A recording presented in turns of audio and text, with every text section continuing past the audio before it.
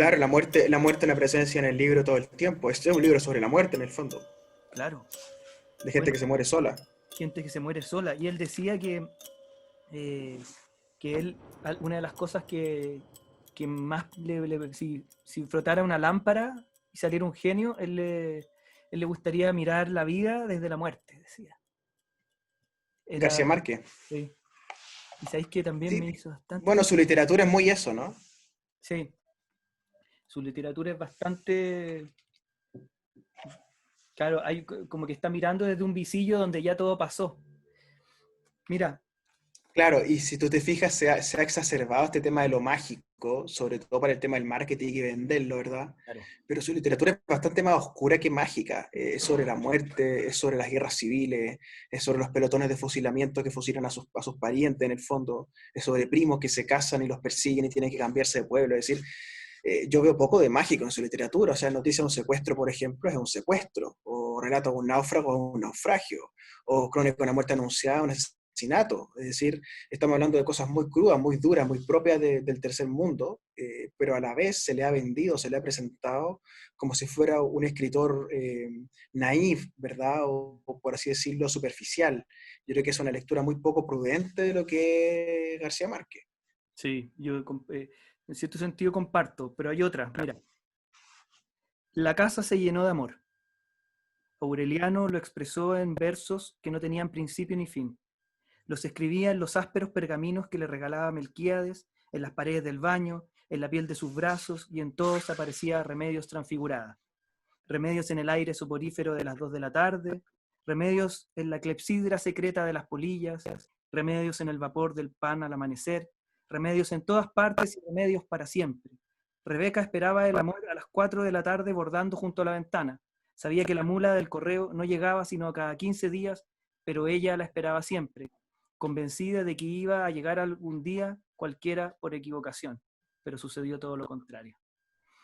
¿Por qué elegiste este libro? ¿Qué te pasó con este libro y cuál es la afición por haber elegido específicamente este libro? Porque mira, te lo pregunto en este sentido. García Márquez, Gabriel García Márquez, acá Gabo, dijo que él escribía para que lo quisieran más. Yo escribo para que me quieran más.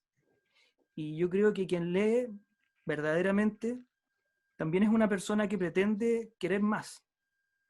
¿Qué querer hay en tu elección? Bueno, yo creo que Macondo representa un poco la idea del pueblito sudamericano, ¿no? Muy propio del Caribe, pero que también en su versión andina nos representa a nosotros, digamos, ¿no? Yo vengo de un pueblo que se llama Melipilla, que Mm, es algo así como un Macondo, ¿no? Y mi familia tiene algo de los Buendía también y tiene algo de esa historia. Entonces, ciertamente el libro está escrito para que cualquier persona que tiene esta experiencia de lo sudamericano, se sienta parte del libro, porque cuando hablamos de 100 años de soledad, o sea, la primera pregunta es, ¿soledad de quién? ¿No? Y es soledad de toda una familia, en el fondo una estirpe, ¿no? Que está, se lee condenada a estos años de soledad como si estuviera escrita, prescrita su historia en los pergaminos que redacta el gitano Melquiades, ¿no? Esa es la claro. historia temporal del libro. Pero para poder descubrir eso, uno tiene que leerse completo el libro y entender que Melquiades está leyendo el papiro, ¿cierto? Y está leyendo la historia para poder comprender entonces que el relato que uno comienza en un punto es un relato circular, ¿verdad? Donde pareciera que está predestinado, ¿no? Entonces hay un juego algo así como bíblico incluso en el libro, ¿no? O sea, hay un relato de índole mitológica, por así decirlo, ¿no? De lo que está condenado a repetirse una y otra vez. Eso es muy interesante, ¿no? Es una manera de contar un cuento latinoamericano en forma y fondo latinoamericano, ¿no? Sí, sí, completamente de acuerdo. Creo yo que es un libro, como tú dices, es la configuración del mito latinoamericano y me pasa que también esta configuración del mito latinoamericano con raigambre latinoamericana, pero que debe enfrentar esta dualidad entre civilización y barbarie, a lo Facundo Quiroga, ¿no es cierto? Y ahí donde teje un poco esta, esta construcción de la América profunda, pero desde lo pequeño, desde la Melipilla, desde cierta región, desde... Mira, él dijo que Cien años de soledad se iba a llamar la casa, y que todo lo que iba a pasar, toda la narración iba a ocurrir dentro de la casa, no iban a salir de la casa. Y obviamente la casa americana es tan grande como símbolo que tuvo que salir a la selva, a los jardines, y le quedó chica. Entonces la obra solamente pasa en Macondo, y claro, es la fundación, el auge y la decadencia de la América, de sus clases sociales, políticas. ¿Qué te pasa a ti con eso también? ¿Qué ves ahí con esa decadencia? Bueno, la idea de la casa es una idea muy recurrente en la literatura, ¿no? En la literatura latinoamericana, por de pronto Isabel Allende consiguió lanzarse, ¿verdad?, al estrellato con esta misma idea, ¿no? La Casa de los Espíritus juega un poco en este mismo código, ¿no? El espacio físico transformado entonces en espacio narrativo y después en espacio onírico, ¿no? La casa es también lo que se sueña en la casa, tanto los fantasmas, ¿cierto? Todas esas ideas que se repiten una y otra vez, ¿no?, en estos autores. José Donoso también explora esta idea, ¿no?, en la Casa de Campo, ¿no?, una novela extraordinaria, ¿no?, quizás yo diría de las mejores de José Donoso, ¿no?, dentro del realismo chileno. Quizás José Donoso, cuando vuelva a leerse, una vez que esta época termine, José Donoso va a ser un literato de esta época para comprender la época como un todo, ¿no? Sí, Y está también esta idea de la casa. La Y hay Casa varios Verde, autores más. Claro, Vargas Llosa, Mujer claro. O sea, Maravilla. que es básicamente la idea de lo doméstico, transformar un espacio narrativo y luego en un espacio onírico, ¿no? Que ya en su versión más realismo mágico se vuelve aún más onírica, ¿no? Y un poco toda la literatura urbana que viene después, ¿no? Que son los Fouillet, ¿no? Que hacen una especie de lectura crítica o de lectura irónica de ese espacio, ¿cierto?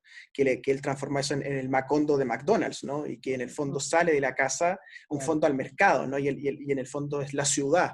La ciudad se transforma entonces en el escenario de novelas como Mala Onda, por ejemplo, etcétera, que son un poco el mismo código, ¿no? Son el relato latinoamericano un tanto circular, ¿verdad? Que en este sentido yo creo que Cien años de soledad es el canon en sí mismo, ¿no? O sea, si uno tuviera que preguntarse cómo se cuentan los cuentos en América Latina, se cuentan como está escrito Cien años de soledad. O sea, partiendo de un punto en la historia que no es necesariamente el comienzo, ¿no? Porque este libro comienza en el pelotón de fusilamiento donde Aureliano Buendía va a ser fusilado, ¿no? claro. Y desde ahí uno tiene que reconstruir entonces la historia de cómo llegó Aureliano Buendía allí, pero el libro no se trata de descubrir cómo llegó Aureliano Buendía al pelotón de fusilamiento, Mm, que es, por ejemplo, sí la idea que él tiene en Crónica de una muerte anunciada, donde sí la idea del libro es descubrir por qué van a matar a quien van a matar, claro. ¿cierto? En cambio, en esta novela, en Cien de Soledad, él lo que hace es que el relato de Aureliano Buendía, uno lo entiende más o menos ya como un tercio del libro, pero el resto funciona en un universo distinto, donde Aureliano es meramente una pata de muchas otras patas narrativas, ¿cierto? Que te hablan de guerras civiles,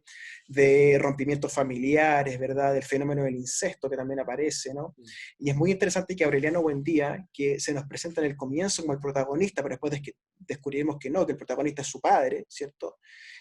Aureliano Buendía es un militar político que promueve una serie de levantamientos. De hecho, hay una frase famosa en el libro donde él dice: Aureliano Buendía promovió 17 levantamientos armados y los perdió todos, ¿no? Todos.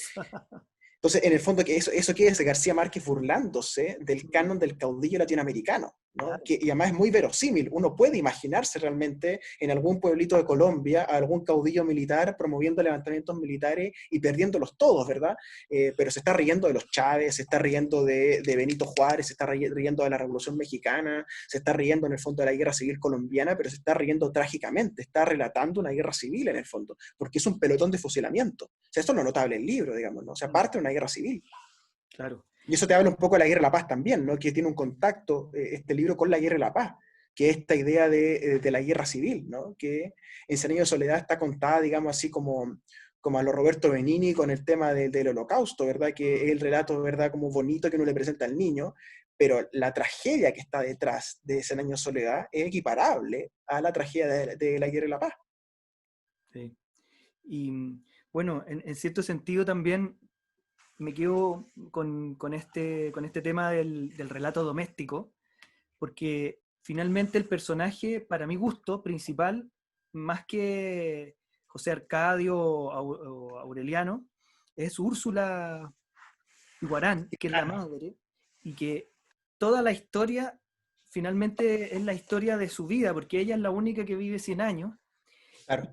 La madre es la que está siempre detrás, pero viendo todo con una lucidez mágica. Ella es la magia es la de ella, que puede ver todo con esa luz, con ese viento de luz que dice en algún minuto, y cómo ve, como sabe desde un inicio, y ve su estirpe condenada a 100 años de soledad, y que no iban a tener una segunda oportunidad en la tierra, y ve que ese es como el final del libro, y ve cómo todo esto se cae a pedazos un poco. Y es un poco lo que tú dices con respecto también a este asunto latinoamericano de los caudillos y el mesianismo, donde estos caudillos están condenados más que a la esperanza de salvar a toda una A la extensión, derrota. sino a la derrota, a la catástrofe, ¿no es cierto? Como esta esperanza es finalmente la fatídica derrota del caudillo. Sí, es muy interesante lo que tú tocas de Úrsula, porque claramente esta figura, ¿no?, de la mamá grande, recordemos Mm, que hay otro relato famoso de García Márquez que se llama Los funerales de la mamá grande, del ¿no? 62. Que es esta misma idea, ¿no? Esta idea de la matriarca, ¿no? Familiar, que todos hemos tenido alguna matriarca en la familia, ¿no? O sea, señoras que viven mucho tiempo y que los conocieron a todos, ¿verdad? Y que cultivan algo así como una especie de sabiduría popular, ¿no? En torno a la experiencia de vivir, que algo también muy rural, ¿no? O sea, lo que es ser guaso ladino o guasa ladina, digamos, ¿no? Lo que es muy popular. También en Colombia esto está muy presente, ¿no? En ese sentido, un relato muy de esa zona, ¿no? De la mujer escéptica, ¿no? Porque Úrsula en el fondo es una escéptica de todas las causas que se le presentan, ¿verdad? Es una escéptica de los pescaditos de oro, es una escéptica del gitano que trae, ¿verdad? Los pedazos del iceberg, ¿cierto? Es una escéptica. Y ese escepticismo en el fondo es el profundo escepticismo latinoamericano sobre el relato, en el fondo. Entonces, a mí me parece, más que el fondo, yo creo Mm, que la brillantez de esto es la manera en la cual está escrita la trenza, porque es una trenza con los papiros, ¿verdad?, del gitano, que dicen que estos gallos están condenados a 100 años de soledad. Son las visiones de prognosis que tiene Úrsula, ¿verdad? Que es también algo muy propio de estos relatos de las abuelas, ¿no? Que dicen, yo soñé tal cosa antes de que pasara. ¿No? Todos tenemos alguna abuela, alguna tía que dice, yo soñé esto antes de que pasara. Es muy propio también de nuestras zonas, ¿no? claro. Eh, entonces ahí tú tienes dos trenzas, ¿no? Y ambas confluyen en que hay una condena a 100 años de soledad de esta familia, y además están los hechos que uno va conociendo de cómo en el fondo estos personajes libremente se van condenando uno a otro, digamos. O sea, eh, eh, no les pasan tragedias, sino que en el fondo ellos mismos viven con una cierta tragedia, ¿no? Sobre todo el ala masculina de los Buen Días, ¿no? Que experimenta una tragedia sobre otra, porque en el fondo se autoexponen, ¿verdad? Son un poco kamikazes, ¿verdad? Algunos de ellos, otros son depresivos, ¿verdad? José Arcadio anda imaginando cosas, termina amarrándose un árbol, siendo entonces la novela un poco te hace preguntarte, ¿no? Hasta qué punto hubo una condena de vivir en cine de soledad, o hasta qué punto libremente la gente se condena, ¿no? Un poco la pregunta nietzscheana, ¿no? Hasta qué punto yo cargo la piedra porque quiero cargarla, ¿no? Sí, me comprendo lo que me dices y creo que comparto bastante. Mira, en ese sentido, el escepticismo de Úrsula, estoy viendo ahora, contrapone un poco a esta visión que se diría derivada del melquiadinismo, que siguen todos los hombres, y finalmente los hombres que tienen más intención de la vida, de avanzar en la vida. Y Melquiades representa un poco este filósofo, este sabio, este filósofo, este hombre de la ratio, este hombre del logos, este hombre de la ciencia, que finalmente se contrapone mucho al escepticismo intuitivo de la naturaleza femenina, de la no ratio finalmente, sino que de la mera contemplación y de la experiencia de la observación que tiene Úrsula. Y hay como una dialéctica, un juego como entre medio, como tú decías, nietzscheano en ese sentido, como de Apolíneo y de Dionisiaco, que van como entrelazándose y siempre te van entregando como una realidad que por ninguno de los dos lados se puede asir plenamente, sino que él se necesita un poco.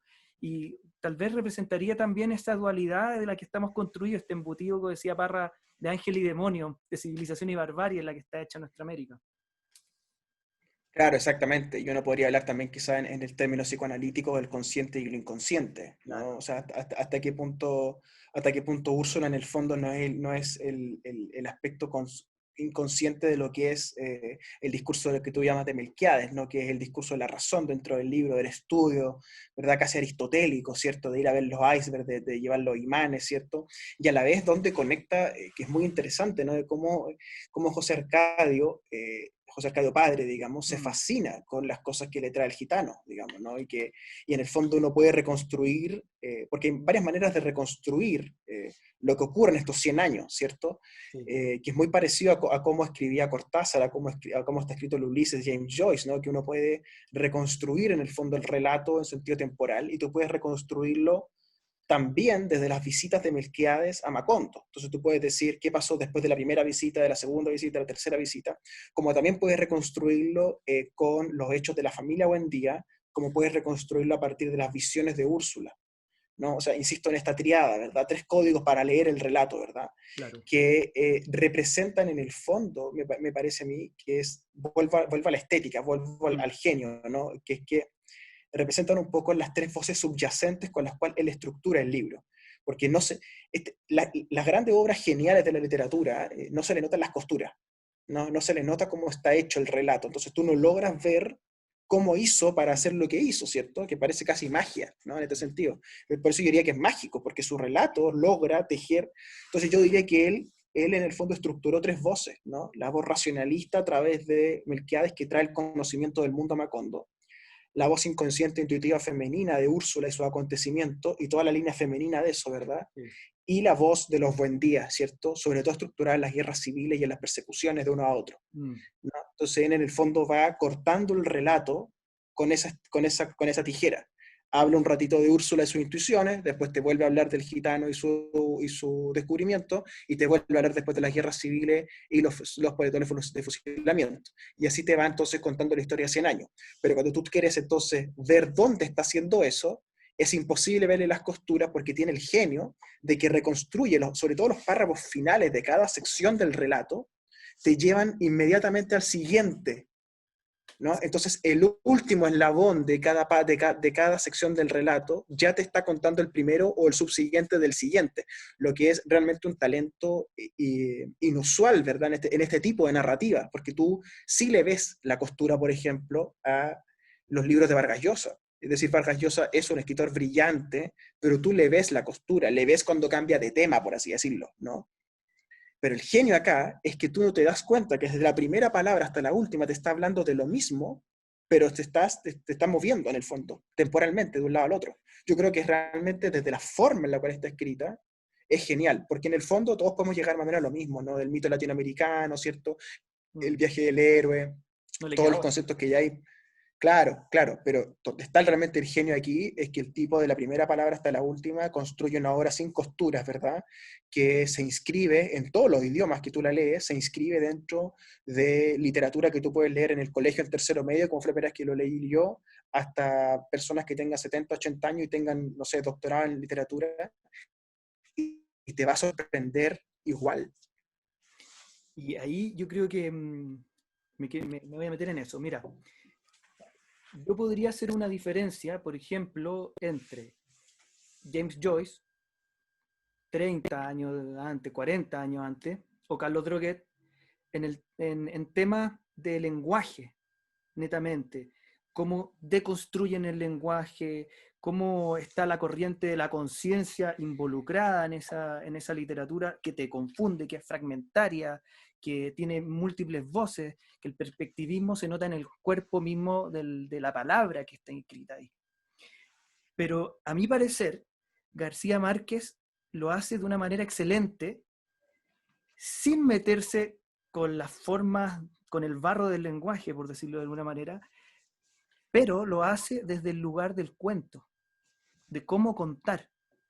Entonces, él construye el cuerpo de esta obra desde las maneras distintas de contar. Y yo le escuché por ahí a él que una de las características de la zona caribeña colombiana, yo creo que venezolana también, es que estaba lleno de cuentos. Y para él, Claro. esa zona no solamente era el calor y el clima y la variedad selvática, sino la calidad de los cuentos que le brotaban como mariposas amarillas a cada persona con la que se encontraba.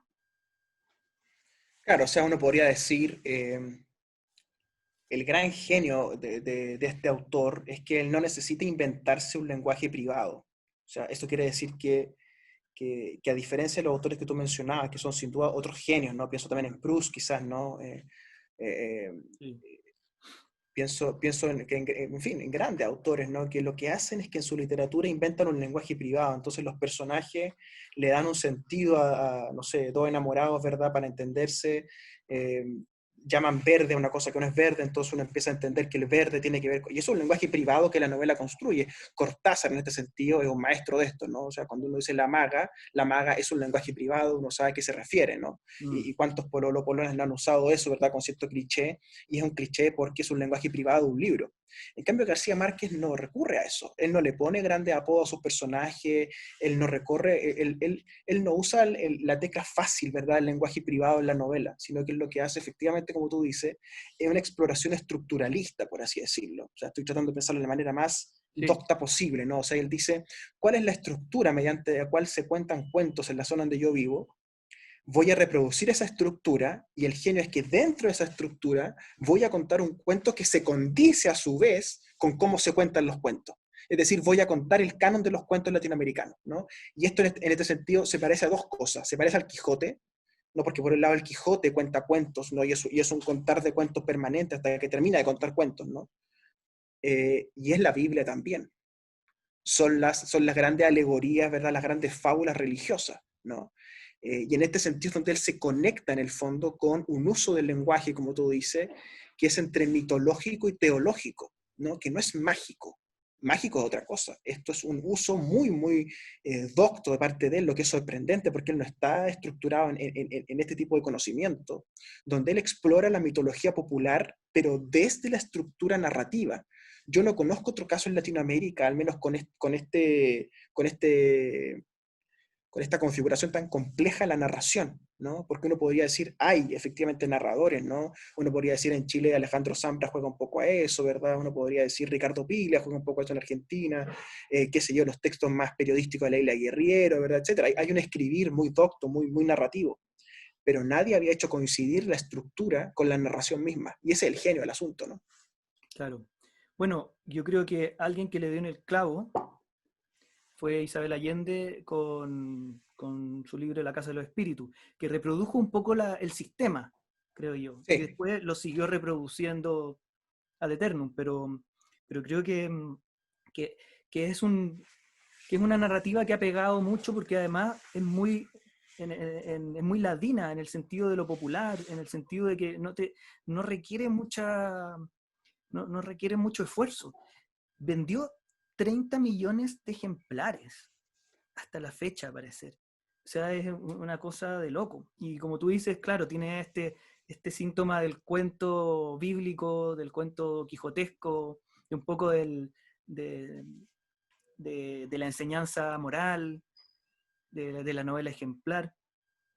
Hay algo pero que que... a la vez Jorge, en García Márquez es humorístico, porque él en el fondo, como vimos con Aureliano, se está riendo. O sea, eso termina ya la operación aristotélica de él, que además se ríe. Claro, una cosa muy ¿No? O sea, latinoamericana. además él se está riendo de esta tragedia, o sea, dice, Sí. mira qué hueones y qué locos son los latinoamericanos, ¿verdad? Que se condenan a 100 años de soledad, viviendo en guerras civiles, ¿verdad? Cuando se puede vivir de otra manera. Vea usted cómo se puede vivir, digamos, pero así no. Y eso en el fondo es un gran chiste, ¿no? Es un gran chiste de la época, en el fondo, porque todo el siglo XX, y para qué decir el XIX, ¿verdad? Y las gestas de la colonia, etcétera, se puede leer en este código, el código un poco del absurdo latinoamericano, ¿no? Me gustó eso, porque además es lo que hablábamos en un comienzo, que eh, él quería ver un poco la vida desde la muerte. Después de la muerte le gustaría ver un poco, y cuando uno ve la vida vivida ya con la descarga de la muerte, supongo, uno encuentra que la vida es bastante absurda y los hechos son bastante absurdos y que finalmente hay una especie de soledad gigantesca porque a los seres les cuesta amar, hay una incapacidad de amar y cuando quieren amar o es incestuosa o es infértil. así es. O es trágica. y termina siendo trágica. Sí, hay una visión, es bien interesante lo que estás planteando, ¿no? Porque en el fondo a mí siempre me gusta colocarlo en términos doctos y después aterrizarlo, ¿no? Que en el fondo Mm, estamos hablando del Eros y del Tánatos en la obra, ¿no? De cómo él Tanto. expresa su erótica y su vínculo con la muerte. Vuelvo a insistirte que la literatura de él está muy vinculada a la muerte, o sea, Noticia de un secuestro, Crónica de una muerte anunciada, Relato de un náufrago, Cien años de soledad, Los funerales de la mamá grande, Vivir para contarla, etcétera. Son siempre desde una posición de muerte, asesinato, de posible muerte. Pero a la vez el Eros de él es maravilloso. O sea, el Eros de Cien años de soledad Una es sensualidad. claro, y además es dos primos que arrancan del pueblo original donde vivían para irse a un pueblo después de la selva, donde sí puedan amarse libremente, ¿no? Y está también el factor que es imposible no conectarlo, ¿no? De el amor en los tiempos del cólera, Sí. ¿no? Que es algo así como el tratado de este autor sobre el Eros, ¿no?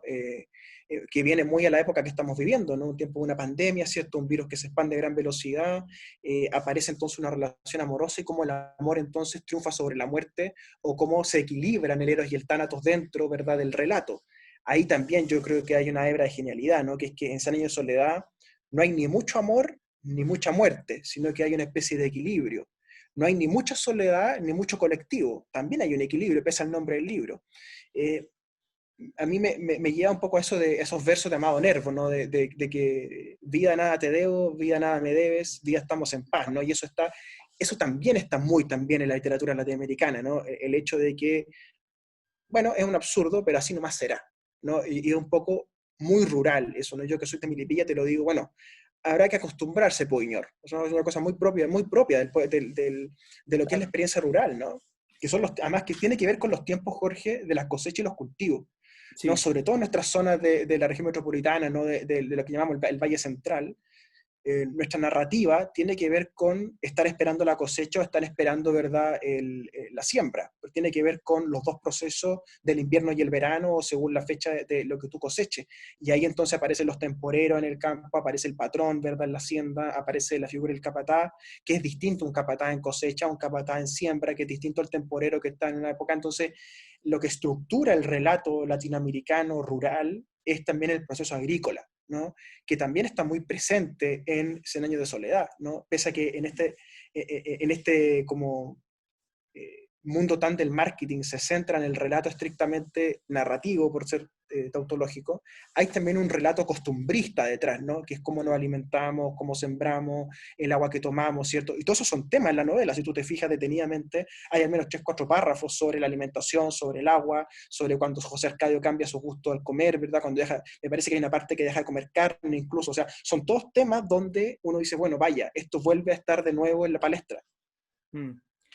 La trivialidad de la muerte, la trivialidad del amor, la trivialidad de lo cotidiano que solamente puede ser, que solamente puede dejar de ser trivial cuando se percibe de una manera muy propia, muy emotiva, muy mágica en ese sentido. Se le da nuevas connotaciones. Finalmente, eh, cuando se percibe individualmente de esa manera y se colectiviza, se vuelve mágica porque finalmente también se normaliza ese hecho que en el fondo sería irreal.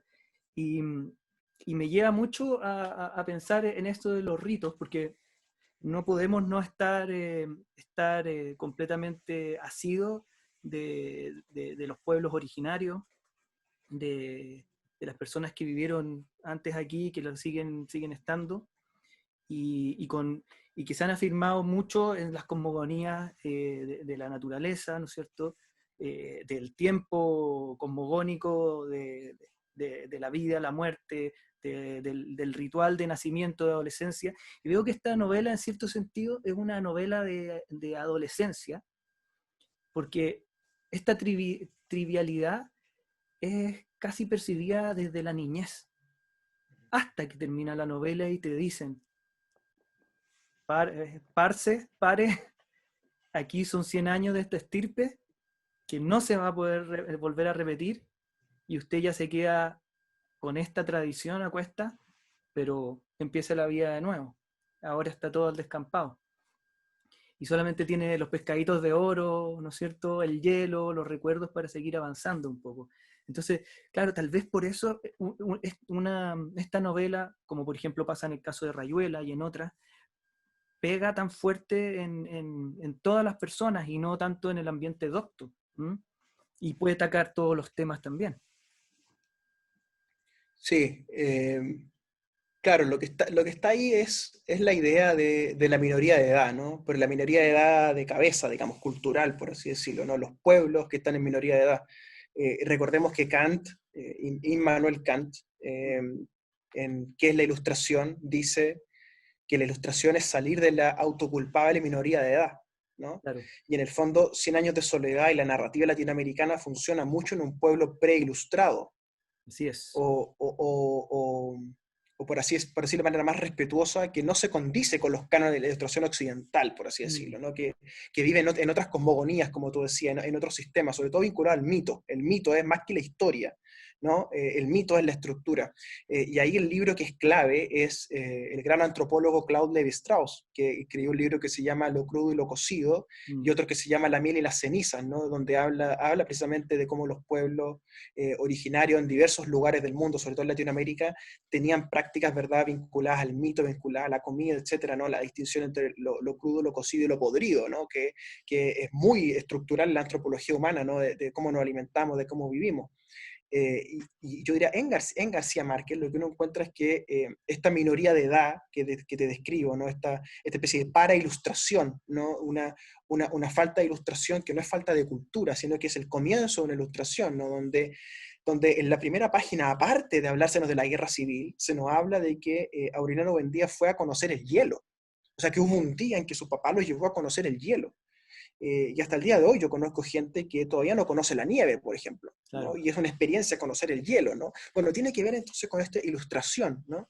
Pero esa falta de ilustración que hay en Macondo, ¿no? Porque en Macondo no hay universidad, ¿cierto? No hay tecnócratas, no hay economía y negocios, por así decirlo, ¿verdad? No hay PIB en Macondo, ¿cierto? No está desarrollado Macondo. Hay un conocimiento, sin embargo, que es una doxa, uno podría decir, Sí. ¿no? Es un saber que hay ahí popular, ¿verdad? Que volvemos a Úrsula parece ser la depositaria de esta tradición popular en el relato, ¿cierto? Que se presenta como una ilustración propia, o sea, como una ilustración local, como la ilustración de Macondo, por así decirlo. Y en el fondo, la conclusión del libro, como tú dices, es más bien ilustrada, es decir, mira lo que ha pasado en los 100 años anteriores, tratemos de hacerlo un poco mejor en los próximos 100 años, Mm. ¿no? Y eso en el fondo es también salir del mito, porque en el Sí. fondo el libro te describe el mito, pero también te describe el final del mito, lo que es muy interesante porque los mitos no terminan, No. ¿no?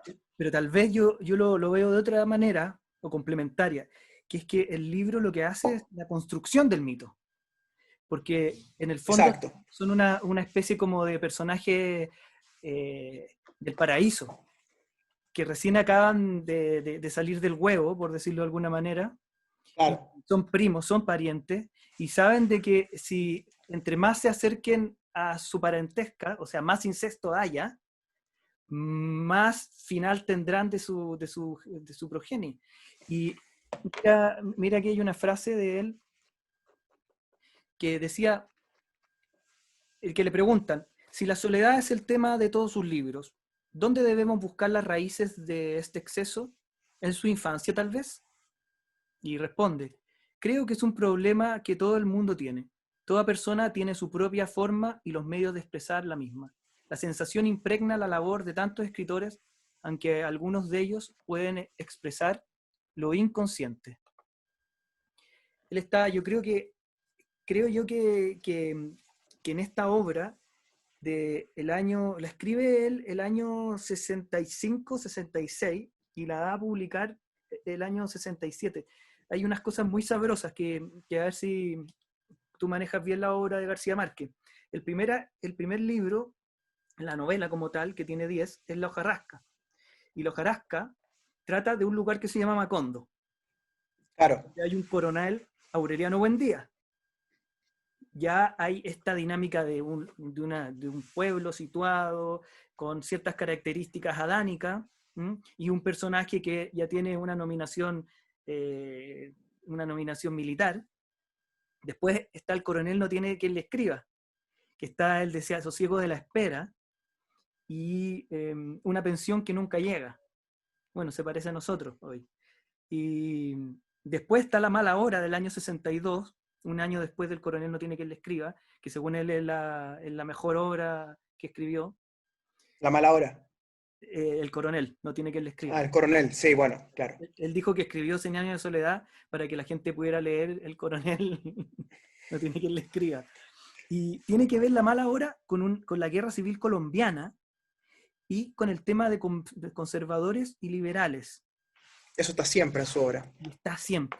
Y Sí, eso, bueno, eso del siglo XIX y el XX colombiano, muy trágico, ¿no? El Bogotazo, todo eso, que a él le toca vivirlo muy de cerca y muy cerca temporalmente, porque el Bogotazo es de los 50, si no me equivoco, 49, 50. 49.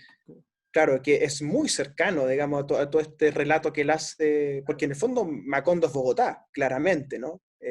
Es su versión de Bogotá en el fondo, la Bogotá pueblerina, oligárquica, ¿verdad?, de mitad de siglo. Eh, Ahora, también es interesante que sus personajes no están solos, digamos, ¿no? Porque uno no está leyendo el libro de un personaje encerrado solo en su casa. No. Estos son muchas personas. Cuando uno tiene que leer el árbol, ¿verdad? Son fácil 50 personas que uno se está topando todo el tiempo en el libro y que se conocen entre ellos y todo el cuento. Por ende, no es gente sola. No es ese tipo de soledad el que el libro está hablando, ¿no? Sino que Claro, es una soledad distinta al estar solo. sí. Y en eso había que hacer doble clic, ¿no? O sea, de qué significa la soledad en la obra, ¿no? Y ahí, claro, tiene más sentido leer para atrás, ¿no? Sobre todo cuando uno lee El coronel lo tiene quien le escriba, ¿no? Que es un poco la soledad al abandono, ¿no? Mm, La soledad al abandono. Esa soledad al abandono que no se cura con nada, ¿no? Que tiene que ver un poco con la falta de padres, ¿cierto? Tiene que ver un poco con esta idea de Gabriel Salazar, ¿no? Ser niño guacho en Chile, tiene un libro muy famoso, ¿no? Que es sí. uno podría decir ser niño guacho en Latinoamérica, ¿no? Que es también todo un tema. Pero tampoco acá estamos ante niños guachos. O sea, José Arcadio es hasta cierto punto un buen padre. De hecho, la primera página se ocupa de decirnos que llevó a su hijo a conocer el hielo. Por ende, hay una ambivalencia en la obra que le da, creo yo, un género propio. O sea, yo colocaría a García Márquez fuera del realismo mágico. O sea, yo no lo colocaría en el mismo continente. Diría, este gallo juega a otra cosa. No, no es lo mismo que los otros. Yo no comparto esa idea de que él sea parte de como una tradición de escritores de la misma época. Él hace otra cosa distinta, que está más vinculado con el periodismo antropológico, que está más vinculado con narrativa popular, pero él no hace lo que hacen otros autores más doctos en la novela. Este es otro tipo de construcción. Sí. O sea, yo creo que es como cuando pintaron el nombre de impresionismo, que finalmente ninguno de los pintores le puso ese nombre y quiso Claro. llamarse así, pero apareció en una revista y esto también, creo que el nombre realismo mágico aparece en Alemania en una obra de Franz Roh, que acuñó el término para describir la pintura en que la realidad está alterada y llegó con un título el año 25 que se llama Realismo Mágico. Entonces, Ah, ¿de quién es el término, disculpa? de Franz Roh, R-O-H. Nunca lo había escuchado ya, fíjate. Y se Ah, y supone, sería alemán entonces la idea. claro, entonces hay una suerte ahí que igual es interesante decir que es realismo mágico porque hay dos vertientes. Una que es el realismo mágico de, entre comillas, Bombal y el boom posteriormente, María Luisa Bombal, ¿Correcto? boom, o Miguel Ángel Asturias, Carlos Fuentes, ¿no es cierto? José de la Cuadra en Ecuador, El pero propio Donoso.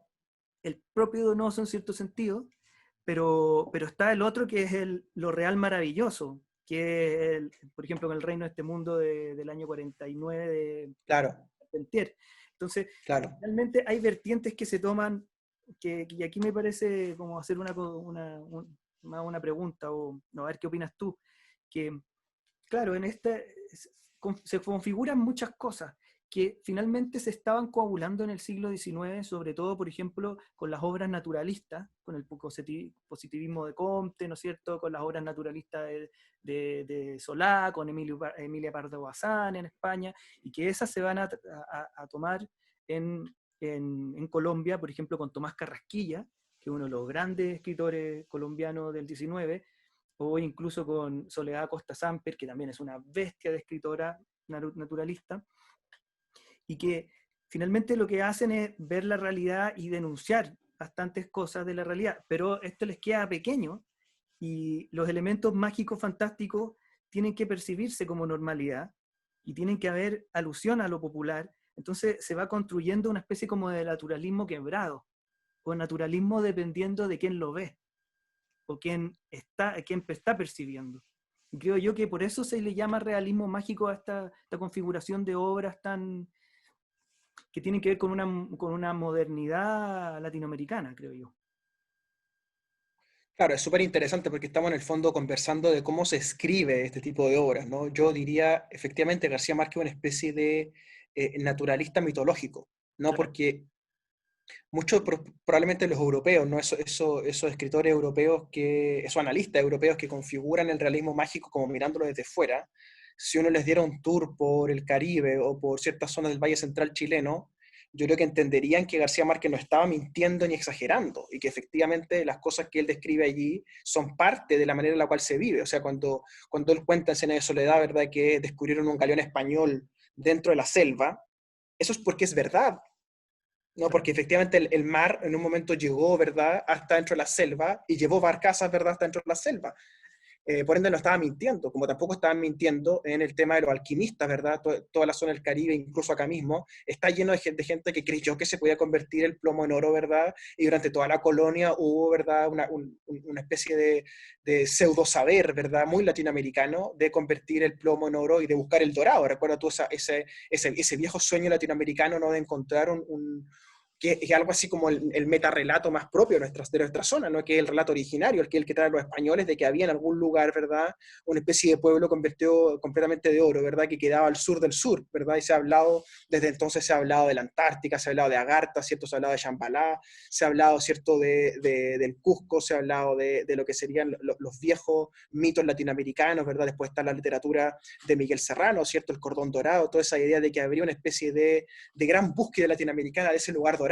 Bueno, eso también es Macondo un poco, y eso también rebota en nuestras culturas populares sobre lo que fue el oro y la importancia del oro, porque cuando tú estuviste 300 años a un pueblo diciéndole que estás buscando el oro, y te educas buscando el oro, luego todo se trata de encontrar el oro o de convertir las cosas en oro.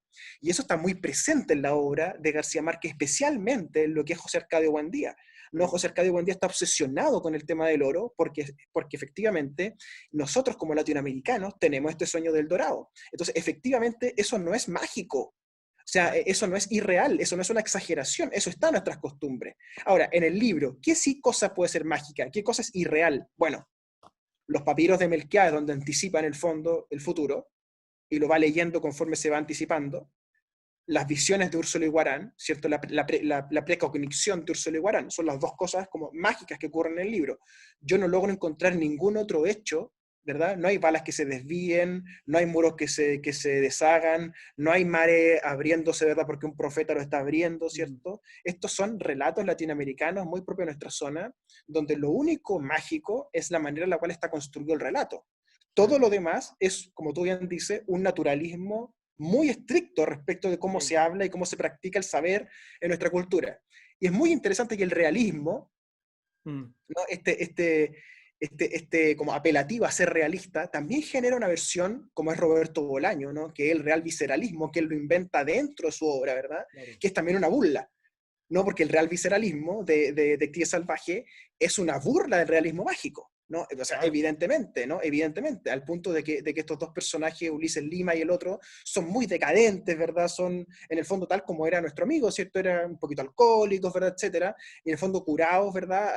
Y se ponían a gritar cosas en la ciudad y a escribir cosas, ¿verdad? Y se ponían a dar el visceralista. Y en el fondo él se está riendo Bolaño de esta idea de que había unos escritores, ¿verdad?, latinoamericanos, realistas mágicos, que salían en el fondo a conquistar chicas por París.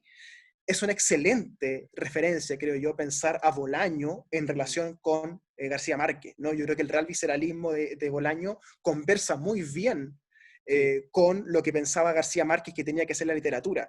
En cierto sentido, una burla muy bien construida, pero una burla al fin y al cabo. Sí. Bueno, ahí hay este tema de humor. Tú decías, claro, no hay cosas mágicas. Y sí, no hay en cierto sentido, pero hay otras que son desde el sentido de la burla o del humor, o del sarcasmo tal vez, oculto. Por ejemplo, con La peste del insomnio y del olvido. Claro, exacto. Pero lo hace, Notable eso. que eso es una maravilla, pero Bueno, muy de este tiempo que estamos viviendo, ¿no? Una peste de insomnio, ¿no? claro, claro, y además, acuérdate lo que hace, que viene esta peste y se ponen en campaña, prevén la peste, entonces se ponen en campaña y llenan de etiquetas todos los objetos. Y lo Claro. hacen un poco como repletar una biblioteca, hacia la onda borgiana un poco. Y voy a lo que hace, a lo que decías tú, claro, hay una burla que hacía Bolaño, porque están en los detectives salvajes persiguiendo a un poeta, y están completamente en contra de la tradición de paz, que también la representa un poco Márquez, que él estaba viviendo en ese tiempo en México. Por lo tanto, claro, hay también una puesta en jaque a una manera de escribir y de estar posicionado como literato en el mundo. O sea, tiene que ver este libro también mucho con el poder. Y podría vincularse incluso con las obras con una especie de padrino latinoamericano, porque aquí se teje bastante bien el tema del poder. Y, por ejemplo, el tema del poder en política está muy concretamente tejido, con el tema de cómo el coronel Aureliano empieza a ganar trecho en el poder, se hace con el poder, empieza a matar a destajo, Ah, pero Estajo, siempre, claro. pero siempre hay una, como que se entiende se entiende por qué lo está haciendo, porque el otro, el hijo de él, había matado a destajo, pero no se entendía por qué, porque era una forma de violencia. Y aquí hay una especie también de amor al poder también. Y el poder te da soledad. Y te acuerdas que él hace un círculo de tiza de 3 metros donde nadie puede acercarse, y finalmente él muere muy en soledad entre más tiene poder, y se va transformando. Es una obra del poder, mucho. Sí, bueno, es que el coronel Aureliano Buendía es la figura del poder en la obra de García Márquez, claramente, digamos, o sea, es de una profundidad lo que tú estás diciendo muy notable, porque detrás de este relato, en el fondo, estaríamos viendo una especie de antropología del poder latinoamericano, ¿no? Así es. Que yo diría que el mejor libro a este respecto es La fiesta del chivo de Vargas Llosa, ¿no? Que ahí se logra ver con mucha claridad, porque tampoco García Márquez nos configura un caudillo dictatorial en el caso de Aureliano Buendía, como si es La fiesta del chivo de Vargas Llosa, Sí. ¿no? Entonces, claro, todavía es un poco ingenua la obra de García Márquez, adrede probablemente, no es que él haya sido ingenuo, sino que la obra se presenta, que las voces en la obra se presentan como una ingenuidad. Pero yo diría lo interesante del poder en la obra es que también hay una especie de ambivalencia, ¿no? Porque Úrsula también es un personaje muy poderoso, ¿no? Muy influyente. Y recordemos que, vuelvo a la escena inicial, ¿no? El pelotón de fusilamiento donde el coronel Aureliano Buendía va a ser fusilado, y que si hubiera sido fusilado no hubiera existido toda esta, digamos, consecuencias que tiene su vida, ¿no? Quien detiene el fusilamiento es Úrsula. Es Úrsula quien sale de su casa, ¿verdad? Y va a parar y le dice, ya cabros hueones, corten su hueveo, ¿verdad? Y eso es muy latinoamericano también, ¿no? La madre que llega a poner orden, ¿no? Uno ve un poco eso en Bachelet, en Cristina Fernández de Kirchner, ¿verdad? En la matriarca femenina en el poder, o sea, el poder femenino también, no solo el poder masculino, porque Úrsula también ejerce un poder muy particular, ¿no? Y es Úrsula la que desde el escepticismo trata de guiar un poco las causas de su familia, y muchas veces cae la desesperación, ¿no? Que es una desesperación también muy femenina, ¿no? La angustia femenina muy bien representada, ¿no? La angustia de las madres, la angustia de las abuelas, ¿no? Yo veo ahí las abuelas de Plaza de Mayo, por ejemplo, muy bien Sí. representadas en estas madres que pierden a su hijo en la guerra, ¿no? Lo que pasó en Palmiras, por ejemplo, en Argentina, o lo que pasó con los detenidos desaparecidos en Chile, ¿no? Esta pérdida, ¿no? Úrsula Iguarán perfectamente podría estar con las madres de Plaza de Mayo en Buenos Aires, podría estar con los detenidos desaparecidos, sus familiares en Chile, y pasaría como una miembro de esa organización, ¿no? Porque tiene ese carácter que es muy latinoamericano. Entonces, ojo, también hay un poder que es otro tipo de poder, ¿no? Que es el poder soft, ¿no? El poder de lo doméstico, que en condiciones como la que está hoy día la sociedad, no solo Chile, sino el mundo, el poder de lo doméstico es muy poderoso, ¿no? Porque lo doméstico se ha transformado en el mundo. Entonces ahí hay algo muy interesante, que pareciera que hay un ciclo, ¿no? Donde lo doméstico y el mundo se equiparan, se igualan, y volvemos entonces al tema de la casa, Así es. ¿no? De vivir en la casa, ¿no? Que de nuevo está muy bien trabajada en el libro, ¿no? Y de hecho Úrsula se dedica mucho a la casa. Úrsula está todo el tiempo queriendo que la casa esté limpia, que la casa esté ocupada, que haya gente en la casa, ¿verdad? La granda. Exacto, exacto. Y la pelea Oh, con su marido en el fondo es que su marido no usaba la casa, o que no le da un buen uso a la casa, ¿no? Hay un tema del poder también, como tú dices, el soft power, pero creo yo que también está porque por un lado está el poder del Thanatos, que es el poder heroico de los hombres, pero está el poder del Eros, que es el poder de las mujeres, y que Sí, son ellas las que configuran y van a, por ejemplo, son ellas las que se sexualizan con los hombres que deciden un poco, o que les enseñan. Son el poder de la educación muchas veces, aunque los hombres enseñan el conocimiento más entre comillas, práctico, más aprendido por el empirismo. Pero hay un poder que está bastante soterrado. Y lo que te leo unos fragmentos, dice, lo importante es que desde este momento solo luchamos por el poder, decía el coronel Aureliano. Se había dado cuenta de que no había sentido. ¿Por qué luchamos? ¿Por los liberales? ¿Por los conservadores? ¿Por mi familia? Y se da cuenta en un minuto que solo luchábamos por el poder. El único afecto que prevalecía contra el tiempo y la guerra fue el que sintió por su hermano José Arcadio, cuando ambos eran niños, y no estaba fundado en el amor, sino en la complicidad. Que finalmente el poder no tiene que ver con el amor o con una especie de emotividad, sino con esto que es la complicidad. Y aquí decía otra cosa, que decía, ¿quiere decir, sonrió el coronel Aureliano Buendía cuando terminó la lectura, que solo estamos luchando por el poder? Son reformas tácticas, replicó uno de los delegados. Por ahora, lo esencial es ensanchar la base popular de la guerra. Después veremos. o sea, meter más gente de carne de cañón en el fondo, ¿no? ¿Te suena o no? O sea, yo encuentro que es una descripción notable, digamos, de lo que son las guerras latinoamericanas, ¿no? Y Colombia tiene en esto Uf, es una novela muy colombiana, ¿no? O sea, Colombia tiene esta historia de guerra civil brutal, ¿no? Y Colombia ha sido siempre la gran Colombia, eh, de Simón Bolívar para adelante, digamos, ¿no? Ha sido tierra de grandes masacres, ¿no? O sea, lo que ha pasado más modernamente con las FARC y con el paramilitarismo tiene una historia antropológica bien larga, y eso sí, también lo explora el libro, ¿no? Este es un libro previo a la gran crisis, ¿no? De las FARC, pero ya está un poco sembrado eso, ¿no? El tema de las armas, ¿no? Todo este... El libro es bien potente en torno a las armas también, ¿no? De sí, cuántas armas tiene el coronel, ¿cierto? O sea, toda la literatura también de García Márquez habla mucho de las armas, ¿no? Casi todos los libros hablan de las armas. Eh, yo ahí veo también una continuidad, ¿no? En el sentido estricto del relato, ¿no? Que es que él en el fondo está contando la historia de un conflicto, ¿no? No sabemos muy bien entre quiénes, ¿no? claro. Si hubiera que definirlo, ¿no? Liberales, conservadores, pero está contando la historia de un conflicto. Si uno carga o no carga de qué lado del conflicto, va a depender un poco del lector, pero es un relato periodístico de un conflicto armado, ¿no? Que no nos queda muy bien claro qué es, pero está relatando un conflicto armado, y en ese sentido es casi un periodismo lo que él hace, ¿no? Claro. Bueno, yo creo que en ese sentido tú acertaste muy bien al decir que esta obra tiene algo de periodismo antropológico. Creo yo que ahí hay una buena papa, porque finalmente García Márquez llega a la novela desde el periodismo. Exacto. Nunca dejó de hacer periodismo. Creo que tiene una cantidad de reportajes novelados, novelas, de Y es un entrevistas. extraordinario periodista. Es un gran periodista. Incluso eso fue lo que más los escritores puros, entre comillas, por decir algo, le alegaban. Claro, exacto. Y sabes que hay algo también muy delicioso ahí, que hay varias historias en torno a García Márquez, desde la pelea con Vargas Llosa Sí, hasta, hasta cuando le dicen que cuando él estaba escribiendo este libro. Y cuando él estaba escribiendo este libro, estaba en el DF claro. y viviendo con sus hijos y con su mujer, Mercedes se llama.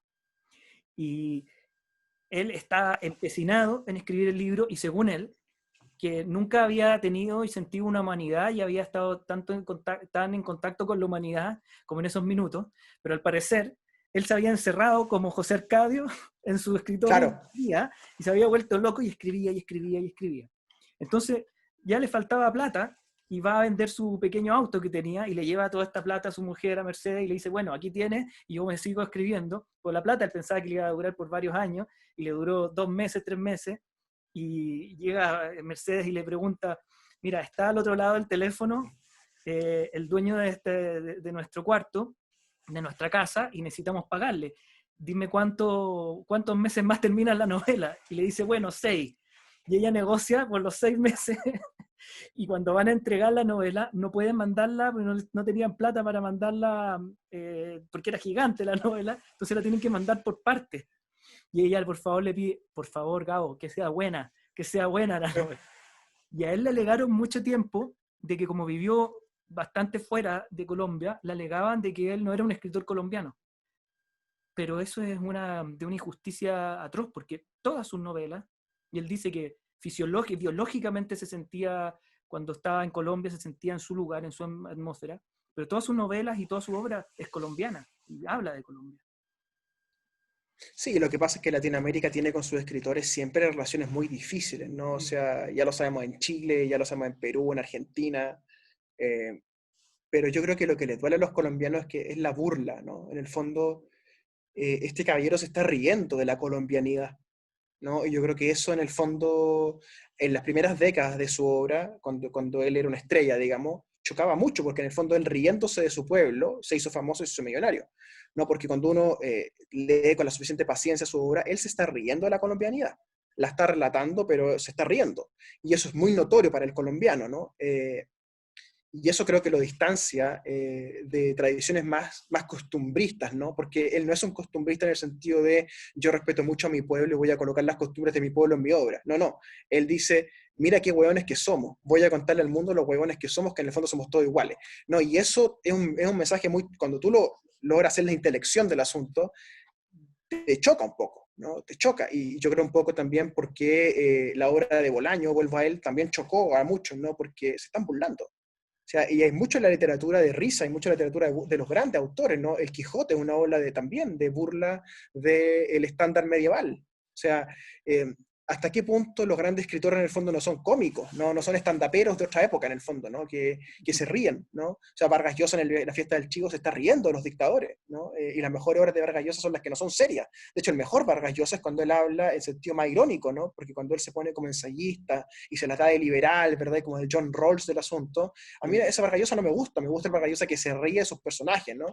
sí. Y yo creo que los buenos escritores son esos, ¿no? Los que logran mostrarte la decadencia desde un cierto punto de vista que no sea triste, ¿no? Que es donde yo, José Donoso, le tomo un poco de distancia, ¿no? Que uno queda impregnado de una cierta tristeza, de una cierta chilenidad triste, ¿no? Que son estos personajes metidos en sus camas, ¿verdad? Como en Coronación, ¿verdad? Molestando, gritando, ¿cierto? De personajes como atrapados en su sexualidad, ¿no?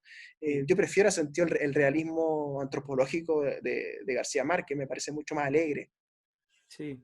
Es verdad que hay que el humor también, por el humor también podremos ser salvados, en cierto sentido, y es una ventana también a encontrar una esperanza un poco y sentirse no tan solo en estos años de soledad que vivimos. Me quedan muchas cosas por conversar, pero me gustaría preguntarte dos cosas. Una tiene que ver un poco con esta especie como de dos mundos o mundos bifurcados que hay en esta obra con respecto a la modernidad.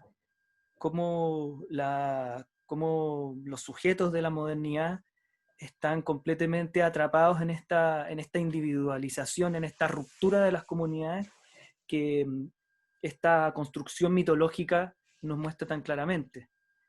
Eh, y por otro lado, me gustaría preguntarte, observando también esta casa que se llama Macondo, lo interesante que puede ser una biblioteca en una cárcel como Colina 2. Sí, bueno, el primer tema yo diría, la comunidad de comunitas significa que tenemos algo en común, ¿no? Y yo diría que esta obra explora la idea de que lo que tenemos en común es un relato, es una narrativa, que no es un fondo, es decir, no es el relato bíblico de venimos todos de Adán y Eva, ¿cierto? Y Caín y Abel y todo ese asunto, sino que es una idea de todos contamos historias parecidas, ¿no? O en todas partes se cuecen habas, ¿no? Nadie Soledad un poco eso, ¿no? En todas partes se cuecen habas, toda la familia un poco vivimos en la tragedia permanente, ¿no? De hecho, cuando uno lee La familia de Lacan, mucho después en El psicoanalista, te habla Sí, de esto mismo, ¿no? De que en el fondo la tragedia está contenida en la familia misma expresión natural. Y Jorge González, el de Los Prisioneros, escribe una canción notable que se llama Cuéntame una historia original, que es un poco esta misma idea, ¿no? O sea, todo el mundo vive diciendo que sufre como nadie más, ¿no? En Claro. uno de los versos de Jorge González. Y esto también, eso ya está también en García Márquez, ¿no? Está en García Márquez, está esta idea de que lo que tenemos en común, nuestra comunidad, se basa en un relato común, una narrativa común, una experiencia del lenguaje, ¿no? Común, ¿no? Que significa tener idioma, que significa contar historia, que significa la estructura narrativa popular. Sin ser doctos, sin ser expertos, sin ser doctor en literatura, podemos contar cuentos igualmente, ¿no? Mm. Eso por un lado. Y después lo de la cárcel me parece maravilloso, me parece que las personas privadas de libertad que están sufriendo una pena aflictiva, ¿verdad? Y que están condenados por la sociedad, tienen en la literatura una ventana, ¿verdad? De diversas casas, ¿verdad? Para poder habitar, para poder salir y experimentar la libertad en su conciencia, en su cabeza. Si bien físicamente están restringidos, yo creo que una biblioteca en el fondo lo que hace es tratar precisamente de llevar eso que tenemos en común, esa comunitas, ese lenguaje en común, e incluso a los que están recluidos, incluso a los que están privados de libertad. Yo creo que en ese sentido hay algo mágico en eso también, ¿no? Mm. ¿Qué opinión tiene con respecto al sistema penitenciario y carcelario chileno? ¿Cómo lo ves tú desde tu labor, de tu experiencia parlamentaria y también como abogado? Bueno, nuestro sistema carcelario está completamente sobrepoblado. En Chile tenemos, después de Estados Unidos, la mayor cantidad de presos per cápita. Le destinamos una cantidad enorme de espacio, tiempo y recursos a tener presos en Chile. Yo creo que eso está completamente fallido. Ese es un sistema que no ha hecho que la gente se sienta más segura ni que tengamos menos delincuencia, sino que al revés. De un tiempo a esta parte se ha practicado la concesión de cárceles, cuestión que ha mejorado los estándares, sobre todo de derechos humanos de las personas, pero que igualmente mantenemos lugares como la penitenciaría, ¿verdad? Como Colina 1, etcétera, que tienen problemas serios, ¿verdad? En el manejo de los derechos humanos de los reclusos, porque los reclusos siguen siendo personas, siguen siendo ciudadanos, pese a que se les restrinjan algunos derechos, ¿no? Y en ese sentido hay mucho por hacer. Yo creo que aquí hay que cambiar la cultura punitiva nacional, Mm. que de la mano de los matinales, la mano de los noticieros centrales, empuja, ¿verdad? El único paradigma que sería la seguridad, la ley y el orden, penas más duras, más punitivismo penal, más populismo penal, al cual yo me he opuesto permanentemente estos 3 años que llevo en el Congreso. Mm. Qué bueno. Me, hay, hay una ternura especial en esta novela que obviamente en muchas frases de amor, en muchas frases de las relaciones, incluso en las imágenes que genera García Márquez, te calan profundamente, que te hacen mucho sentido aunque no sean tan verosímiles.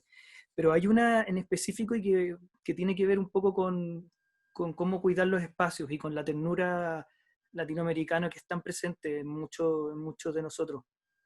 Y me emocionó mucho cuando Úrsula agranda la casa porque, porque quiere que todos puedan ir a la casa, que sus hijas y sus hijos puedan vivir ahí, puedan llevar a sus familias y puedan seguir manteniendo esta progenie. Pero una de las cosas que me emocionó mucho fue cuando ella le hace una pieza específicamente a Melquíades que ha llegado de vuelta viejo, porque ya había muerto, se supone, y en realidad había muerto en cierto sentido, porque él ya sabía lo que había pasado, ya, en realidad él podía ver, era el único que podía ver la vida desde la muerte, pensándolo ahora, y le pone una pieza cerca del taller, y me emocionó mucho la ternura con que lo hace, la delicadeza con que lo hace, el oficio maternal con que lo hace, porque además la pieza, que podía ser un desastre, la llena con luz, con repisas con libros que ella misma ordena, y me parece que en ese sentido este libro está hecho un poco así. Y la literatura, tal vez las grandes obras de García Márquez están hechas con ese cariño, porque finalmente él quiere que lo quieran. Bueno, Melquiades es García Márquez. Mm. O sea, es el único personaje que sabe lo que va a pasar, que es el narrador, que es el autor, que sabe lo que va a pasar en su cabeza desde el principio. Por ende, cuando lo reciben en la casa, es el momento en que el narrador llega a la casa y por ende el narrador tiene que ser recibido con todos los agasajos porque es el mismo autor que se está autorrecibiendo en una casa que él imagina para sí mismo para relatar el final de la historia. En el fondo, Úrsula intuye que Melquiades va a contar el final de la historia y quien relata el final de la historia tiene que tener un lugar propicio. Y es de hecho la misma pieza en la cual él ve el final de la historia, ¿no? Cuando se empieza a desarticular, ¿verdad? Todo con este viento de polvo, ¿cierto? Y que él logra ver lo que viene, lo ve en la pieza que Úrsula ha preparado para él. Por ende, es la pieza que la intuición femenina ha preparado para el logos masculino, y entonces la obra termina allí, ¿verdad? Como una especie de gran coito final, ¿no? Sí, Donde va a salir entonces, ¿qué cosa? La conclusión, que es la unión entre la historia y el mito, que es que, ¿cuál era el mito? Que si los primos se casaban y tenían hijos entre ellos, iba a salir tarde o temprano un cola de chancho. ¿Y qué es lo que ocurre finalmente? Que aparece un cola de chancho. Por ende, el mito con la historia y el conocimiento se cruzan en la pieza de Melquíades, porque Melquíades es el narrador. Y esto que nos cuesta tanto darnos cuenta, que hay que estudiarlo para darse cuenta, mm, es la brillantez del tipo. Vuelvo a insistir en esto, esta obra está sí, escrita, creo yo, con genialidad, con una genialidad mayor a cómo están escritas sus demás obras, está un paso por arriba, y esta es la obra, creo yo, que le merece el premio Nobel, que es que no se le notan las costuras a su relato, y que detrás de Melquíades nos presenta un narrador omnipresente que termina desintegrándose con su propio cuento. Yo creo que eso es brillante. O sea, yo no lo conozco en otra obra con este grado de desarrollo, con este grado de complejidad, y por eso la elegí para conversar contigo. sí, muy bonita la obra. Me gustaría que pudieras leer el principio.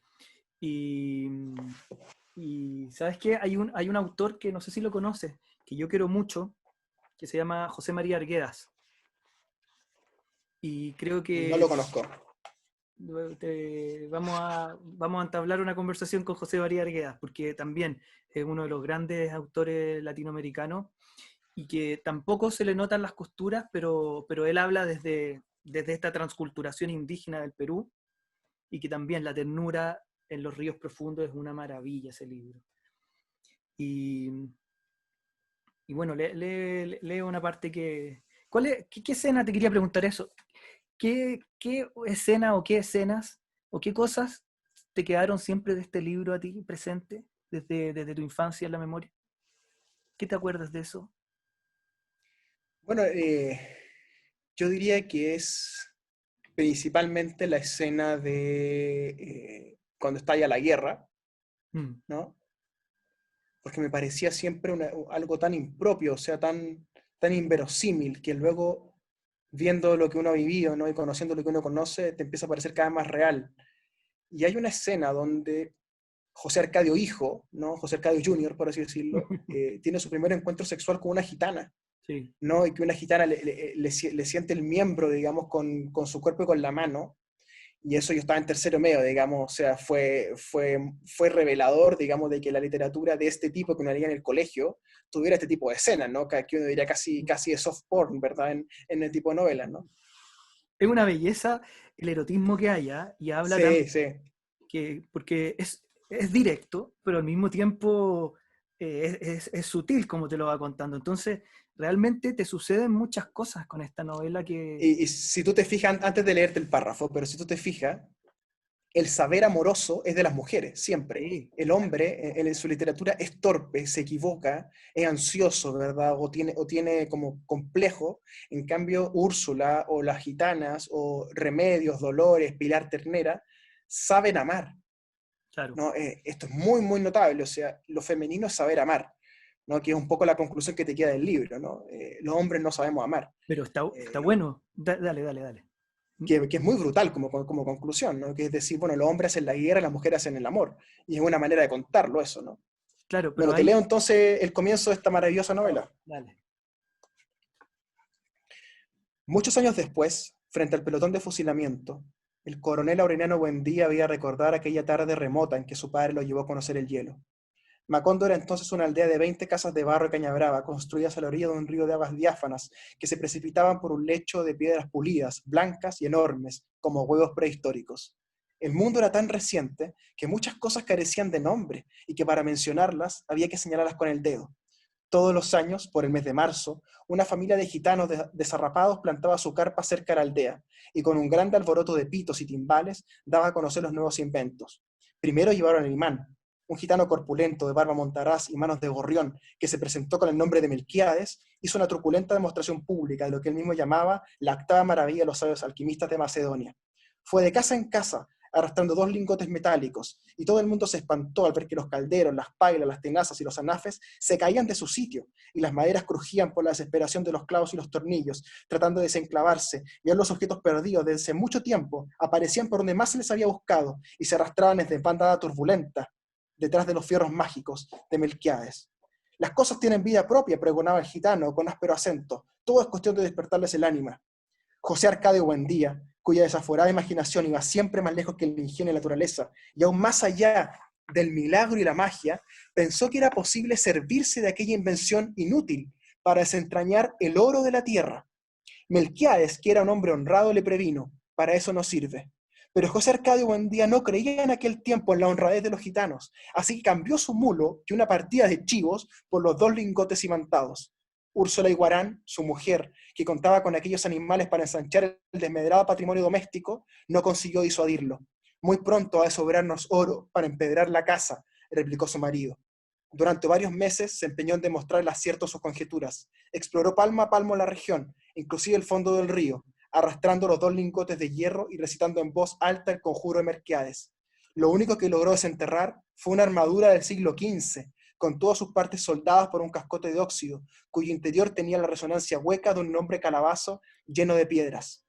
Cuando José Arcadio Buendía y los 4 hombres de su expedición lograron desarticular la armadura, encontraron dentro un esqueleto calcificado que llevaba colgado en el cuello un relicario de cobre con un rizo de mujer.